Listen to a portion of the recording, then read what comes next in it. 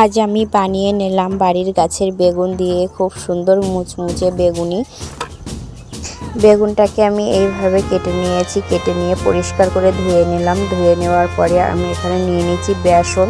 বেসনের ভেতরে দিয়ে দেবো লবণ পরিমাণ মতো, দিয়ে দেবো লঙ্কার গুঁড়ো, দিয়ে দেবো হলুদের গুঁড়ো। আপনারা যে যেমন ঝাল খেতে পছন্দ করেন সেভাবে দিয়ে দেবেন।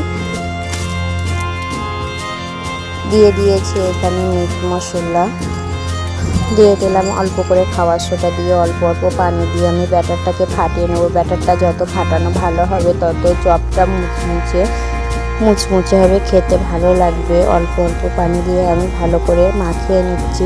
ব্যাটারটা আমার প্রায় মাখানো হয়ে গেছে, দেখুন এরকম করে আমি মাখিয়ে নিয়েছি। এরপরে উনানের উপরে আমি একটা তাওয়া বসিয়ে দিয়ে তাওয়াতে ভালো দিয়ে দিলাম পরিমাণ মতো সাদা তেল।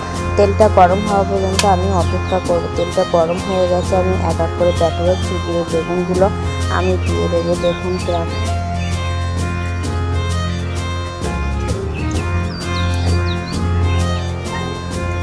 বেগুনগুলো আমার সব দেওয়া হয়ে গেছে, সব আমি এক এক করে এইভাবে ভেজে নেব। ভাজা হয়ে গেছে, দেখুন কত সুন্দর লাগছে দেখতে, যতটা সুন্দর খেতে ততটাই মজা।